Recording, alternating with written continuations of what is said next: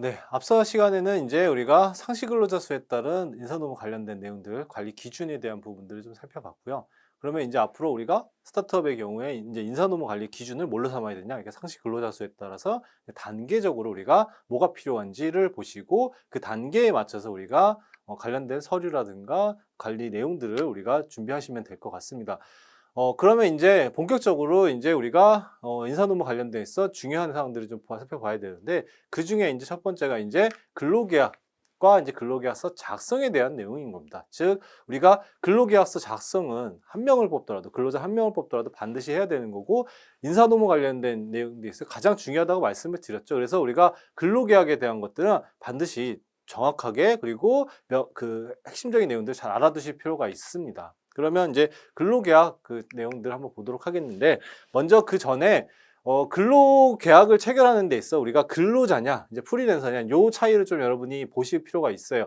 왜냐하면 우리가 타인의 노동력을 사용하는 데 있어 할 수 있는 계약 방식이 이제 근로계약도 있지만, 이제 프리랜서처럼 용역계약이나 위탁계약이나 프리랜서 계약 같은 것들을 쓸 수도 있죠. 그래서 우리가 타인의 노동력을 이용하는 방식은 이렇게 크게 보면 두 가지 경우가 있습니다. 즉 우리가 예를 들어서 우리 회사의 홈페이지를 제작하는 거를 근로자를 뽑아서 할 수도 있는 거고요. 외부에 있는 전문가에게 또 맡길 수가 있는 거겠죠. 이렇게 두 가지 차이가 있는데, 이게 이제 적용되는 법 내용도 다르고요. 그 다음에 근로기준법상에서 적용되는 내용들이 많이 차이가 있기 때문에 그 양자의 사용이 어떠한 차이가 있는지 이 부분들을 좀 알아두실 필요가 있습니다.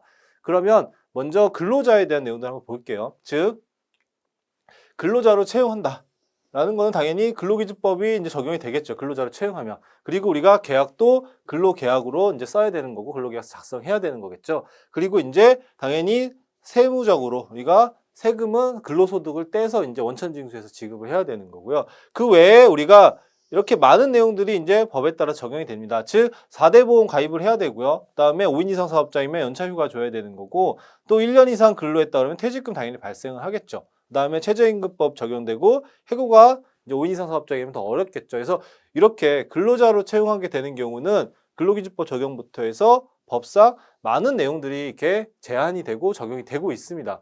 반면에 우리가 프리랜서는 어떠냐? 프리랜서 같은 경우는 이제 민법이 적용이 되겠죠. 민법상 계약을 체결하는 거고요. 그 다음에 계약 형태는 외주용역 계약이나 이제 위탁 계약을 체결합니다. 외주용역 계약이나 위탁 계약 형태로. 그래서 뭐 프로젝트 계약이나 뭐 여러 가지 형태가 있겠지만 결국은 민법상 계약이에요. 민법상 계약. 그러니까 당사자 간에 대등한 지위에서 권리 의무 관계를 정하는 그러한 형태의 이제 민법상 계약이고요. 그러면 우리가 세금적으로는 어떻게 되느냐? 보통 사업소득으로 많이 떼서 주죠. 3.3%. 그렇죠? 그렇게 해서 주고요. 간혹 뭐 기타 소득도 있겠지만은 대부분은 이제 사업소득으로 처리가 될 겁니다. 이런 부분 차이가 있고, 당연히 민법상 적용이 되고 근로자가 아니니까 4대 보험에 가입하지 않아도 되고, 연차휴가 안 줘도 되고, 퇴직금도 없고, 최저임금법도 적용되지 않고, 계약의 해지가 민법이기 때문에 자유롭습니다. 그렇기 때문에 양자의 차이를 비교해 보인다 그러면, 그 프리랜서를 쓰는 게 회사 입장에서는 뭐 비용적으로도 그렇고 인력 운영상 굉장히 조금 더 그 유연하게 할 수 있는 부분들이 있죠. 그렇죠. 그렇기 때문에 우리가 어떠한 업무, 그러니까 우리 회사 내에 어떠한 업무를 이걸 근로자로 뽑았을지, 그 다음에 프리랜서를 쓸지는 명확하게 여러분이 판단해서 그거에 맞게 관리를 해주시는 게 중요해요. 이게 왜 중요하냐 그러면, 실제로 이제 어떤 문제가 발생하냐면, 회사에서 이제 어떤 이런 비용을 아끼거나 아니면 조금 더 유연하게 인력 운영을 하기 위해서 프리랜서 형태로 계약을 체결합니다. 업무를 주기 위해서. 그래서 외주 용역 계약을 체결한다던가 위탁 계약을 체결한다던가 아니면 뭐 프리랜서 계약 형태로 한다던가 등등등 이런 외주 용역 계약 형태로 체결을 하는데, 문제는 뭐냐면 계약의 형식은 이렇게 가져가는데, 실질적으로 이 사람이 업무를 하는 내용을 봤더니 근로자처럼 근무를 한다는 거예요. 즉 사용 종속 관계 하에서 출퇴근 의무가 정해져 있고, 그 다음에 업무에서 상당한 지휘 감독을 받고 있고, 그 다음에 뭐 휴가라든가 이런 거 사용에 대해서 상의자의 승인을 받아야 되고, 회사의 승인을 받아야 되고, 이런 부분들이 이제 적용이 되는 거죠. 그렇게 되면 나중에 무슨 문제가 발생하느냐?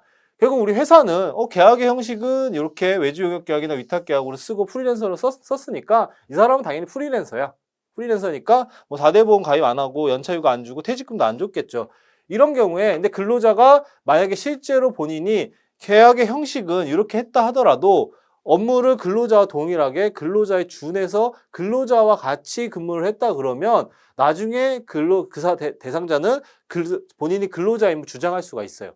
그래서 근로자임을 주장해서 인정을 받으면 나중에 이런 4대 보험 가입 의무, 연차 휴가에 대한 그 발생에 대한 그다음에 미사용 수당이 당연히 여기 있겠죠. 그다음에 퇴직금 뭐 이런 최저임금법 적용 문제 그때 다 적용이 됩니다. 그러면 회사 입장에서는 이제 이런 법에 대한 미준수에 대한 처벌뿐만 아니라 뭐 최저임금 이상에 대한 부분들, 수당에 대한 부분, 퇴직금에 대한 부분들 이러한 법률적으로 지급해야 될 의무가 있는 금전에 대해서 다 지급을 해야 되는 문제가 발생하겠죠. 그래서 이런 경우가 굉장히 많이 발생해요. 특히 스타트업의 경우에 이제 개발이나 디자인 쪽 이런 쪽의 분야는 이런 프리랜서로 일하는 것 자체가 많이 익숙하다 보니까 그리고 아무래도 이제 뭐 비용이나 이런 걸 좀 아껴보고자 하는 경우를 위해서 이렇게 프리랜서 형태로 계약을 체결하고 실제로 뭐 출퇴근을 시킨다던가 상당한 지휘 감독을 한다던가 뭐 휴가 사용을 통제한다던가 등등 이런 경우를 제한하는 경우가 굉장히 많이 있고 의무를 지우는 경우가 많이 있습니다.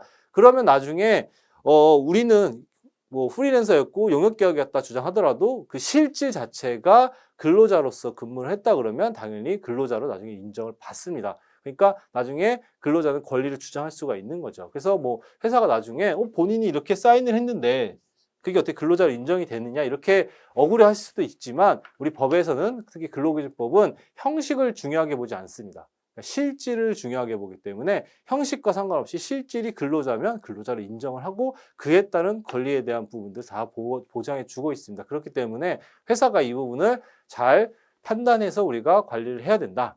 그러니까 프리랜서로 쓸 거면 명확하게 프리랜서로서 관리를 해야 되고요. 그다음에 근로자로 쓸 거면 당연히 근로계약하고 지켜야 될 것들 다 지켜줘야 되고 이렇게 정확하게 관리가 이루어져야 된다. 그렇게 보시면 좋을 것 같고요. 그래서 실제로 하나 사례를 잠깐 보시면 케이스 1 사례를 보시면 좋을 것 같아요. 이게 이제 실제 있었던 사례인 건데, 케이스 1 같은 경우가 이제 아까 말씀을 드렸던 그거와 동일한 내용이라고 보시면 됩니다. 이제 여기도 개발자 B, 개발자분이고, 이제 스타트업 A사와 이제 2년 동안 뭘 했냐? 외주 용역 계약을 체결했어요. 외주 용역 계약. 그렇죠? 2년 동안 외주 용역 계약을 체결했는데, 형식을 어쨌든 외주 용역 계약 프리랜서 형태인 거죠. 근데 이 사람이 그 2년 동안 근무를 어떻게 했느냐? 근무를 어떻게 했느냐를 봤더니만 딱 보시면 다른 직원들과 마찬가지로 출퇴근을 했고요. 그 다음에 장비 역시도 회사가 지급했어요. 그러니까 우리가 프리랜서 같은 경우는 본인이 일을 할 때 본인 장비를 쓰죠. 우리가 장비를 지원해 주지 않죠. 그 사람이 쓰는 맥북이나 이런 것도 우리가 지원해 주지 않잖아요. 아이맥이나 원칙적으로. 근데 근로자는 어떻게 돼요? 근로자는 우리 근로자 채용하면 근로자가 출근하면 이제 뭐 맥북이라든가 아이맥 같은 거 회사 장비를 지급해 주죠. 그런 것도 어떻게 보면 근로자성을 판단하는 중요한 하나의 기준 중에 징표 중에 하나입니다. 근데 여기는 어떻게 했어요? 여기는 장비를 회사가 지급해줬죠. 그렇죠? 근로자처럼. 그리고 업무에 상당한 지휘 감독을 받아왔어요. 업무상 상당한 지휘 감독을. 그러니까 즉 요 내용들만 보면은 이제 마찬가지 출퇴근을 하고 장비 역시도 회사가 지급했고 업무상 상당한 지휘 감독을 받았죠. 그러니까 뭐 휴가 사용이나 이런 것도 이제 승인을 받고 가야 되고 이런 상황이었겠죠. 그래서 이렇게 실질적으로 근무를 했습니다. 그래서 실제로 이제 이 사람이 진행했던 프로젝트가 실패했어요. 실패해가지고 A사는 이제 책임을 물어 B와의 계약을 일방적으로 이제 해지를 했죠. 즉 해지를 했습니다. 즉 우리가 이제 회사 같은 경우는 이제 민법상 요역계약이고 이게 민법상 계약이니까 계약이 해지가 자유롭다 생각하고 계약서상이 나온 이유로 이제 해지를 했겠죠. 근데 이제 이 개발자가 이제 굉장히 이제 화가 난 거죠. 그래서 일방적으로 이런 해지 통보에 억울하고 화가 나서 이제 B가 노동부에 신고를 했어요. 진정을 넣었죠. 그래서 뭘 진정했냐? 나는 근로자였다. 퇴직금과 미사연차 수당을 지급해 달라. 당연히 이렇게 주장을 했습니다. 근데 이게 실질, 여기에 보시면 실질이 이렇게 아까 전에 봤던 것처럼 출퇴근, 장비 지급, 그 다음에 업무상 상당한 지휘감도 있기 때문에 당연히 이거는 근로자로 인정을 받았습니다. 그래서 퇴직금, 2년 동안 근무했으니까 2년치 퇴직금이겠죠. 그 다음에 그 2년치 동안에 어떤 미사용 연차 수당이 있다 그러면 그것까지 다 이제 지급을 하게 되는 그 사안이 문제가 있었습니다. 그래서 이런 경우가 스타트업에 굉장히 많이 있어요. 많이 있습니다. 이거를 뭐 비용을 아끼기 위해서 알고 그랬든 아니면 모르고 그랬든 상관없이 굉장히 이런 부분들이 이렇게 많이 좀 만연해 있는 측면이 없잖아요. 있습니다. 그러니까 용역계약 형태로 계약서를 쓰는데 실제로 근로자로 근무하는 이런 그 형식이 많이 있기 때문에 이 경우는 굉장히 리스크가 크다. 그러니까 나중에 회사 입장에서는 근로자로 인정될 가능성이 높기 때문에 이런 식의 관리는 이제 이제 지향해야 된다. 지향하고 우리가 프리랜서를 쓸 건지 근로자로 채용할 건지 그 업무의 성격에 따라서 명확하게 구분을 짓고 거기에 맞춰 관리를 해야 된다. 그래야 나중에 노무상 어떤 리스크나 이런 것들을 제거할 수 있다. 이렇게 좀 보시면 될 것 같아요. 이게 이제 근로자성이 문제되는 그러한 이제 사안이라고 해서 이제 많이 벌어지는 문제입니다. 그래서 그 스타트업이 처음에 사람을 뽑을 때 노동력을 쓸 때 이걸 어떻게 쓸 건지 그런 기준들이나 이런 것들을 좀 명확하게 하실 필요가 있고요. 그 다음에 이제 우리가 두 번째로 스타트업이나 이런 데서 이제 근로자, 그러니까 즉 우리가 근로계약을 체결해야 되는 대상이 누구냐, 그러니까 근로자. 이런 근로자성이 문제되는 케이스가 이제 스타트업에도 하나 더 있는데 이제 아까 전에 말한 것처럼 프리랜서나 이제 그런 근로자성에 문제되는 이런 사안뿐만 아니라 뭐가 있냐면은 이제 임원의 경우도 있습니다. 임원의 경우도 있습니다. 즉 우리가 스타트업 같은 경우 처음에 소규모로 시작하죠. 그래서 팀 빌딩을 하고 이제 인원이 만들어지고 법인이 설립되고 이러면 이제 어떤 사람은 이제 등기되시는 분도 있고 등기 안 되는 부분도 있고 우리 실제로 이제 우리가 다 창업자 그런 마인드고 이 사람이 이제 근로자가 아니라고 생각하는 경우도 굉장히 많이 있어요. 근데 실제로 어떤 그 형식이라든가 내용을 봤을 때 우리가 공동으로 창업을 하고 팀으로 구성을 해서 했지만 그중에 이제 임원이 있을 수도 있고 근로자가 있을 수도 있습니다. 그래서 우리가 근로자면 근로자, 임원이면 임원 거기에 맞게 계약의 형식이라든가 관리가 명확하게 돼야 되는 거겠죠. 그렇지 않으면 나중에 회사는 이 사람 임원이라 생각하고 우리가 뭐 근로기준법상의 어떤 내용들을 적용하지 않았는데 나중에 상대방이 이제 본인이 근로자였다고 주장하면서 뭐 퇴직금부터 뭐 수당부터 이런 것들을 주장하고 만약에 분쟁을 제기해 온다 그러면 회사가 질 수밖에 없는 경우가 많이 있습니다. 그래서 임원의 근로자성도 여러분이 잘 보셔야 되는데 그러면 이제 임원을 근로자성을 어떻게 우리가 판단을 하고 관리를 하느냐 이제 크게 이 두 가지로 보시면 돼요. 임원에는 등기임원과 그 다음에 비등기 임원이 있습니다. 임원에는. 그렇죠? 임원에는 우리가 구분해 보면 이제 등기와 이제 비등기로 구분해 볼 수가 있어요. 비등기로. 네.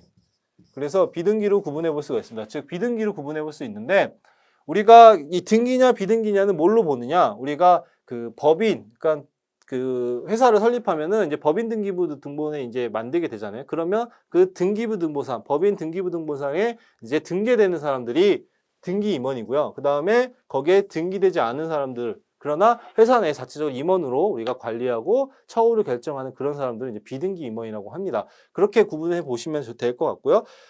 그러면 이제 등기냐, 이제 비등기냐에 따라서 이제 차이가 있죠. 먼저 등기 임원의 경우는 원칙적으로 근로자성이 부인됩니다. 즉 원칙적으로 근로자가 아니라고 봐요. 왜냐하면 이제 법인 등기부 등본상에 이제 등재되시는 분들은 이제 회사 내에서 어떤 재량권이나 권한을 갖고 있기 때문에 우리가 근로자가 아니라고 보는 게 원칙적입니다. 그렇죠? 그렇게 보시면 될 것 같고요. 네, 등기임원은 근로자성이 원칙적으로 부인이 된다. 제가 그렇게 말씀을 드렸죠.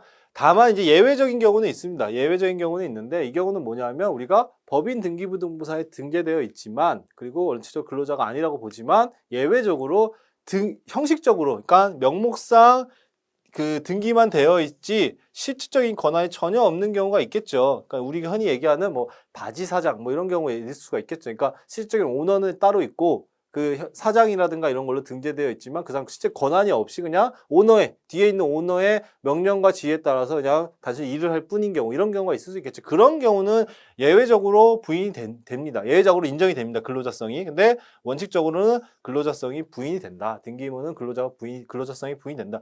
그러니까는 이제 계약도 달리 가져가야 되는 거예요. 계약도. 즉 계약의 형식이 이제 위임 계약의 형태인 거죠. 즉 근로 계약이 아니어야 합니다. 그러니까 우리가 법인 등기부 등본상에 등재된 그런 사내이사 이런 분들이랑 뭔가 계약을 한다. 그러면 일단은 근로자가 아니라고 보고요. 근로자가 아니라고 뭐 회사에서 그냥 임의적으로 근로자를 인정해 주겠다라고 한다면 모르겠지만 그게 아니다. 우리 원칙대로 한다 그러면 등기임원은 이제 근로자가 아니고 실질적으로 어떤 권한이나 이런 것들을 모두 행사하는 사람이라 그러면 우리가 위임 계약을 하셔야 돼요. 위임 계약. 그러니까 근로 계약을 체결하는 게 아니라 위임 계약해서 뭐 경영 위임 계약 뭐 이런 것들을 체결을 하죠. 그래서 그걸 체결해야 되시는 거고요. 그 다음에 이제 근로자성이 부여되니까 우리가 4대 보험상으로 본다 그러면 이게 4대 보험이 건강보험, 국민연금, 고용보험, 그다음 산재보험 이렇게 4대 보험이나 얘기하는데 보통 근로자는 이제 국민연금, 건강보험, 고용보험 이렇게 가입이 되잖아요. 이 고용보험의 경우 같은 경우는 근로자만 가입할 수가 있어요. 근로자만. 고용보험의 경우는. 그러니까 이 등기임원 같은 경우 근로자가 아니니까 당연히 고용보험은 가입이 안 되겠죠. 가입할 필요가 없습니다. 그래서 국민연금이랑 건강보험만 가입하면 되는 거겠죠. 4대 보험 쪽으로도. 그래서 보시면 대표이사님들도 그 4대 보험 가입할 때 국민연금과 건강보험만 가입하죠. 왜냐하면 근로자가 아니니까 고용보험은 가입을 안 받아줍니다. 그렇죠? 그렇게 보시면 될 것 같고요. 그리고 이제 비등기임원이 있습니다. 즉 우리가 그 법인 등기부등본상에는 등기되어 있지 않지만 뭐 임원급으로 대우하는 그런 케이스가 있겠죠. 이런 경우에 이제 어떻게 되느냐? 근데 비등기 임원은 우리가 형식적으로 볼 수가 없기 때문에 그 형식적으로 이 사람이 등기부등본상에 등재되어 있지 않기 때문에 원칙적으로는 근로자로 봅니다. 그렇죠. 원칙적으로는 비등기 임원 같은 경우는 원칙적으로 우리가 근로자로 본다. 근로자로 본다. 다만 예외적으로 실제로 비등기 임원이지만 임원으로서의 실질적인 권한을 행사하고 있는 경우 근로자성을 부인한다. 즉 그 등기되어 있지는 않지만 이 비등기 임원이 실질적으로 권한을 부여받아 있고 임원에 준해서 이제 임원급으로 우리가 처우나 이런 것들을 결정하고 재량이나 권한을 주고 있다. 그러면 당연히 근로자성이 부인이 됩니다. 그렇죠? 그렇게 되면 우리가 근로자성을 부인하고자 한다 그러면 그 비등기 임원에게 실질적인 권한이나 재량권도 주고요. 그 다음에 계약서도 이제 이런 위임 계약 형태로 써야 되겠죠. 그래서 그렇게 보시면 될 것 같아요. 그 다음에 비등기 임원 같은 경우 원칙적으로 근로자를 보니까 뭐 4대 보험은 전부 적용이 되겠죠. 그렇죠? 반면에 이제 우리가 이 예외적으로 우리가 비등기 임원이지만 임원으로서 처우를 결정하고 근로자가 아닌 형태로 가겠다 하면은 당연히 이 경우는 이제 이렇게 이제 국민연금과 건강보험만 가입할 수 있도록 해야 되겠죠. 그래서 우리가 등기 임원은 근로자가 아닌 형태로 관리하고요. 비등기 임원은 회사에서 명확하게 처우를 결정해 줘야 돼요. 그러니까 우리가 이번에 CMO, 뭐 CTO 이런 사람들을 뽑겠다. 그렇죠? 그럼 이 사람들 임원급으로 대우하고 임원급으로 처우를 결정하겠다라고 한다 그러면 이 사람들에게 실질적인 권한을 주고, 그러니까 등기가 안 된다 그러면 권한을 주고 거기에 따라서 이 사람들도 위임 계약을 맺고 그다음에 이렇게 이런 부분들을 가입을 해서 우리가 임원급으로서 어떤 부분들을 명확하게 관리할 필요가 있겠죠. 만약에 이게 혼재되어 있다. 그러면 비등기 임원 같은 경우는 대부분 근로자로 인정될 여지가 높아요. 그렇기 때문에 이 부분 잘 준수하셔야 되고요. 그래서 우리가 임원을 관리할 때 그리고 우리가 임원들에 대한 처우를 결정할 때는 등기냐 비등기 임원이냐 요걸 가지고 기준을 보시고요. 그래서 등기 임원은 이제 근로자가 아닌 형태로 이제 관리가 필요하고 계약을 해야 된다. 그다음에 비등기 임원은 기본적으로 근로자를 보지만 우리가 근로자가 아닌 형태로 하겠다 그러면 거기에 맞게 시적인 권한이라든가 계약이라든가 이런 것들이 이루어져야겠죠. 네, 그렇게 보시면 될 것 같습니다. 이게 이제 임원의 근로자성에 대한 기본적인 내용이에요. 그래서 이렇게 한번 보시면 될 것 같고요. 네, 그 임원의 근로자성에 대한 거를 한번 이제 케이스로 잠깐 보도록 하겠습니다. 그래서 이 케이스 2가 이제 임원의 근로자성에 대한 내용인 건데 우리가 앞에 배웠던 내용들을 다시 한번 떠올려 보면은 이 회사에서 이사직을 맡고 있는 C, 저 이사직이라고 맡고 있습니다. 그래서 회사는 보통 이사하면 임원급으로 보통 보죠. 이 부분 C가 퇴사를 했는데 사측에서 어떻게 주장을 했냐? 이사는 근로기준법에서 근로자가 아니라고 하면서 퇴직금을 지급할 수 없다고 합니다. 즉 우리가 퇴직금 같은 경우 법정 퇴직금은 이제 근로자한테만 지급하도록 근로자한테 발생하도록 되어 있죠. 그렇기 때문에 임원의 경우는 근로자가 아니기 때문에 원칙적으로 퇴직금이 발생하지 않습니다. 그렇죠. 원래 원칙적으로 그렇습니다. 법상 근로기준법상. 그러면 이제 회사 측에서 이렇게 주장하는데 이제 C는 본인이 이제 이사직을 맡았지만 공장 조업과 관련된 기술적 업무를 수행하면서 현실적으로는 사장의 지휘 아래 근로를 제공했기 때문에 본인은 근로자다 이렇게 주장을 했는데 우리가 이것도 실질적인 내용을 보면 이제 기술적인 업무를 수행했고 하면서 현실적으로 이제 사장의 지휘 감독을 받았다. 이런 경우라 그러면 이 경우는 이제 이사라고 하더라도 그리고 일단 등기임원은 아니죠. 그러니까 비등기임원으로서 이 경우는 근로자로 인정된다라고 보시면 될 것 같아요. 그래서 이 부분이 이제 그 임원의 근로자성에 대한 하나의 케이스고요. 그래서 우리가 근로자성이 문제되는 거, 특히 이제 근로계약을 체결하는 데 있어 근로계약은 근로자와 체결해야 되는 거잖아요. 그러면 이제 그 두 가지 이제 문제되는 경우가 이제 프리랜서를 쓰는 경우, 그 다음에 임원에 대한 부분들. 요게 이제 스타트업에서 많이 문제가 되니까요. 요 부분 이제 그 우리가 근로 계약을 체결하기 전에 근로자로 쓸지 뭐 프리랜서로 쓸지 임원의 처우를 어떻게 할지 이런 부분들은 좀 이 내용들을 기준으로 해서 좀 정리를 하시면 좋을 것 같습니다. 네. 네, 그러면 이제 우리가 근로자성이 문제되는 그 주요 케이스도 한번 봤고요. 그러면 이제 근로계약서를 작성해야 하는 단계에서 이제 근로계약서를 어떻게 써야 되느냐, 이 부분을 한번 보도록 하겠습니다. 이제 근로계약서를 작성할 때 이제 법에서는 이제 정해진 내용들이 있는데 그 내용에 맞춰 작성을 해야겠죠. 여기에 보시면 이제 빨간 글씨로 되어 있는 네 가지가 이제 근로계약서를 작성할 때 반드시 서면으로 명시돼야 될 의무가 있는 사항들입니다. 즉 무슨 말이냐면 이 네 가지 사항은 우리나라에서 어떤 근로계약서를 쓰더라도 무조건 들어있어야 된다는 내용이겠죠. 이 내용이 들어있어야지만 근로계약서를 작성한 것으로 봅니다. 그러면 어떤 내용이냐? 이제 먼저 임금에 관련된 사항, 즉 임금에 대한 구성 항목, 즉 기본급은 얼마, 식대는 얼마, 이 내용들, 계산 방법, 지급 방법. 그래서 뭐 월에 지급하는지, 뭐 주에 지급하는지, 뭐 그런 것뿐만 아니라 지급을 우리가 계좌로 하는지, 뭐 현찰로 주는지 등등등 뭐 그런 내용들을 정한 그 사항이 있어야 되고요.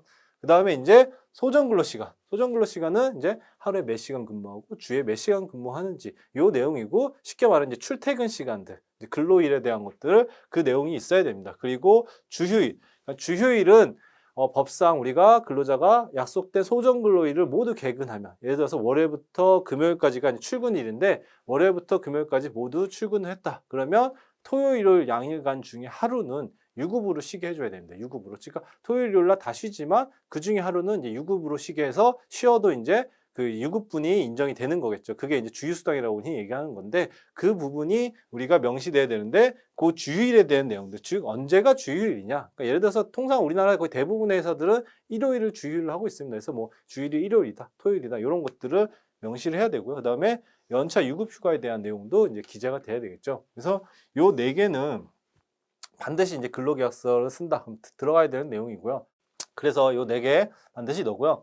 그 다음에 이제 이런 부분들은 회사 입장에서는 특히 이제 취업 장소와 종사 업무는 회사 입장에서는 꼭 써야 될 필요가 있습니다. 회사 입장에서는. 그렇죠? 그리고 근로자 입장에서도 마찬가지지만 요 내용도 반드시 서면으로 명시해야 될 사항은 아니지만 그래도 근로계약서에 반드시 쓰면 좋은 내용들이고요. 그리고 이제 회사 입장에서 요 취업 장소와 그다음에 종사 업무를 쓸 때 하나 이제 팁을 드리면 우리가 단서 조항이라고 있어요. 단서 조항. 단서 조항. 그렇죠? 우리가 법률 단서 조항이라고 있는데 법률에서 보면은 뭐 뭐뭐 한다, 다만 뭐뭐 한다 이런 내용들이 있는데 요 취업 장소와 종사 업무를 쓰실 때는 요 단서 조항을 꼭 쓰시는 게 좋습니다. 무슨 내용이냐면 취업 장소를 우리가 뭐 본사, 뭐 어디 뭐 부산지사 뭐 이런 식으로 취업 장소를 쓰죠. 그리고 종사 업무도 뭐 마케팅, 뭐 개발, 뭐 경영 지원 이런 식으로 업무를 씁니다. 그러면 그렇게 쓰고 끝내는 게 아니라 예를 들어서 뭐 취업 장소가 본사다. 그러면 본사로 끝내는 게 밑에 옆에다가 다만 뭐 회사 사정, 뭐 업무의 필요에 따라서 다른 장소로 변경할 수 있다. 이런 내용들을 꼭 쓰셔야 되는 거고요. 업무도 마찬가지예요. 업무도 마케팅 이렇게 끝내는 게 아니라 다만 뭐 회사의 필요, 경영상 판단에 따라서 뭐 다른 업무로 변경할 수 있다. 이런 내용들을 꼭 기재해서 하셔가지고 작성하시는 게 중요합니다. 그래야 나중에 근로자를 채용했는데 이 사람이 맡은 업무 혹은 뭐 업무상 필요에 따라서 다른 장소로 발령을 낼 때 그런 경우가 있거든요. 그 단서 조항이 없으면 근로자 중에서는 간혹 가다가 나는 마케팅 업무만 하기 위해서 아니 본사에서만 근무하는 걸 조건으로 그 채용이 된 거지 다른 데 업무를 시킨다던가 다른 장소로 가는 거 부당하다. 막 이러면서 이제 반발하는 경우가 있습니다. 근데 우리 근로계약서에 이런 단서 조항이 있다 그러면 회사는 충분히 그 단서 조항에 대한 것들을 근로계약을 작성할 때 이제 고지를 한 거기 때문에 근로자도 그것을 알고 있다고 볼 수 있고 회사가 그걸 근거로 이제 인사명령이나 이런 것들을 또 강력하게 할 수가 있는 거겠죠. 그래서 요 취업 장소와 종사 업무에 대한 거는 단서 조항을 꼭 활용해서 꼭 작성하시는 게 회사 입장에서 좋다라는 거 보시면 좋을 것 같고 그래서 이렇게 1번부터 한 5번까지 내용을 근로계약서에 꼭 녹여서 작성하시면 좋을 것 같고요. 그리고 이제 근로계약서는 작성뿐만 아니라 교부를 해야 됩니다. 교부. 즉 무슨 말이냐면 작성하고 한 분은 근로자한테 교부를 해줘야 돼요. 그러니까 우리가 보통 근로계약서 두 부 작성하죠. 두 부. 그래서 한 분은 회사 갖고 한 분은 근로자가 주는 게 그게 이제 이런 교부 의무가 서면 배포 의무가 명시화됐기 때문에 그렇습니다. 그래서 만약에 근로계약서를 한 부만 작성하고 안 줬다. 그러면 근로계약서 안 쓴 거랑 똑같아요. 안 쓴 거랑 똑같습니다. 그래서 우리는 반드시 두 부 작성해서 한 분은 근로자한테 교부를 해야지만 근로계약서를 온전히 완전하게 작성했다라고 볼 수가 있는 겁니다. 이렇게 보시면 되고요. 그 다음에 뭐 적용 대상은 당연히 1인 이상 모든 사업자. 그러니까 여러 번 말씀을 드렸죠. 한 명을 뽑더라도 반드시 근로계약서는 체결해야 된다. 그러면 근로계약서 안 쓰면 어떻게 되나요? 500만 원 이하의 벌금. 그렇죠. 500만 원 이하의 벌금입니다. 벌금. 즉 벌금이기 때문에 이거는 형벌이에요. 형벌. 그러니까 뭐 우리가 빨간 줄 간다 하는 얘기하는 형벌이나 마찬가지입니다. 형벌입니다. 그래서 우리가 근로계약서 작성하지 않으면 500만 원 이하 벌금 그러니까 근로자별로 나옵니다. 그러니까 근로계약서를 안 쓴 근로자가 3명이다. 그러면 각각 500만 원 이하 벌금이고요. 뭐 500만 원이 다 나오지는 않지만 뭐 50만 원 내외 정도에서 나오지만 이것도 어쨌든 벌금이기 때문에 근로계약서를 작성하지 않으면 이게 노동청에 진정이 제기되고 거기서 이제 검찰로 넘어가면 이제 조사를 받게 되는 거죠. 그렇기 때문에 근로계약서 작성은 이거는 뭐 예외가 없죠. 작성하지 않으면 그냥 끝이에요. 그렇죠? 그러니까 작성만 하면 되는 거기 때문에 어쨌든 이런 벌금 이런 부분들을 피하기 위해서는 반드시 근로계약서를 꼭 작성하셔야 된다. 꼭 작성하셔야 된다. 그리고 작성할 때 여기에 있는 내용들을 반영해서 꼭 들어가도록 작성을 하고 그다음에 서면에 배포까지 해야 된다. 이 내용을 좀 기억하시면 좋을 것 같고요.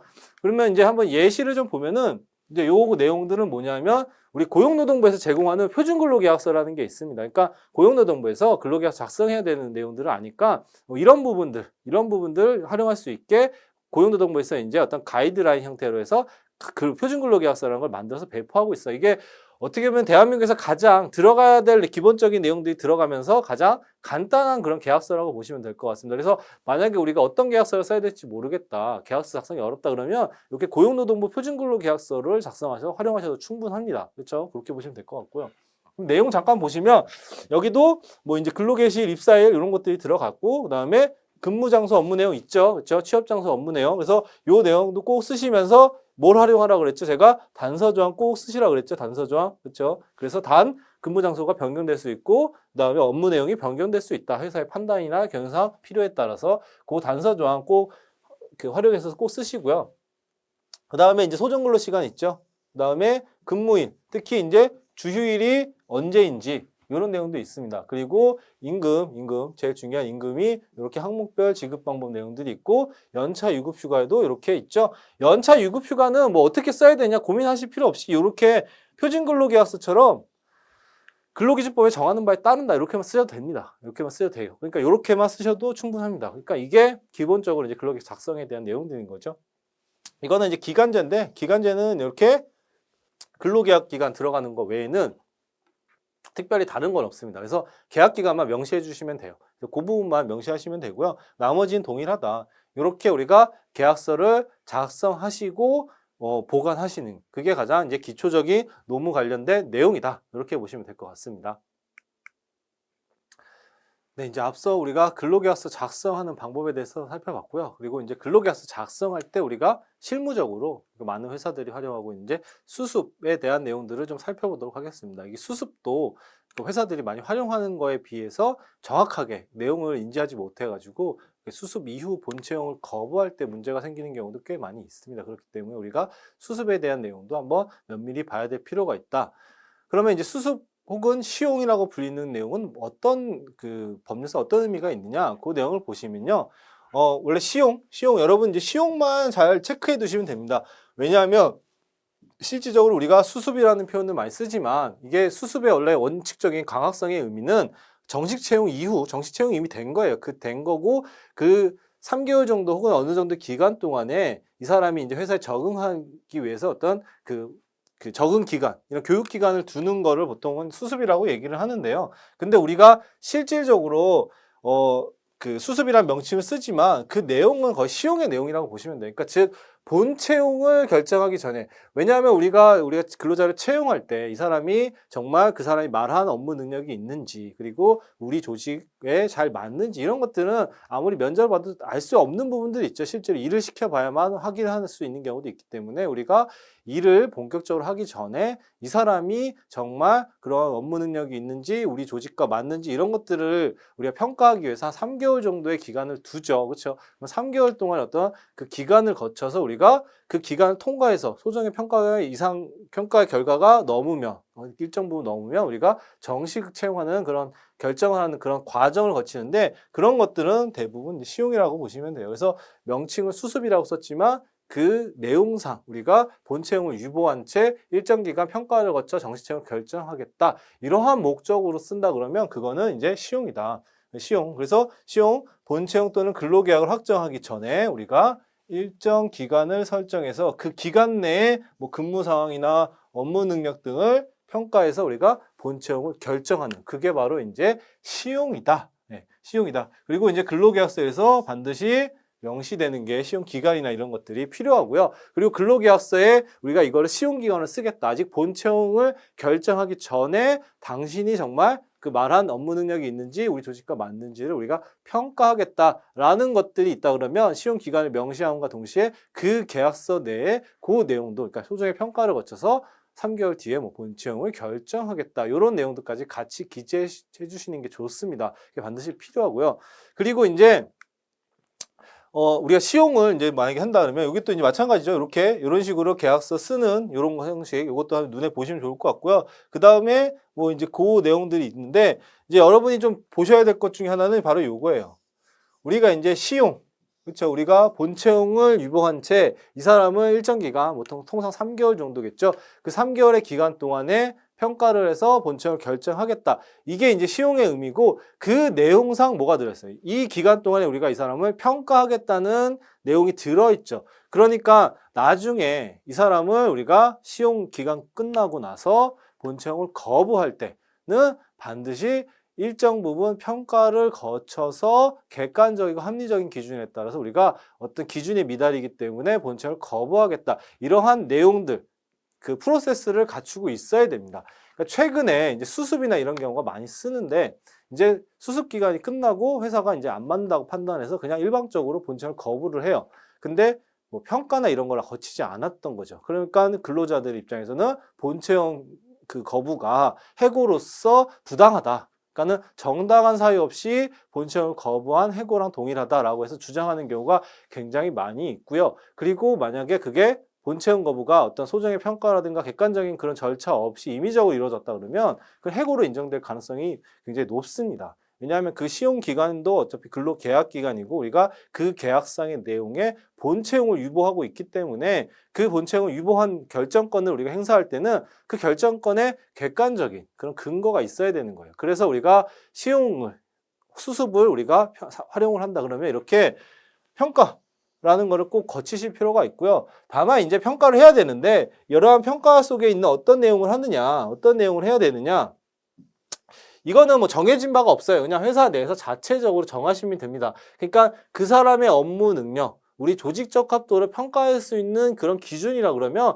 어떤 요소를 넣어도 상관은 없고요. 그런 요소를 넣어서 일단 평가를 하시면 돼요. 그래서 뭐 그게 SABCD다 아니면 점수로 하든 뭐 그것도 상관없습니다. 어떤 일정한 기준에 따라서 우리가 평가를 해서 예를 들어서 우리가 종합평가 점수 60점 이상이면 본채용을 하는데 이 사람은 60점 미달이더라. 그러니까 본채용을 거부했다.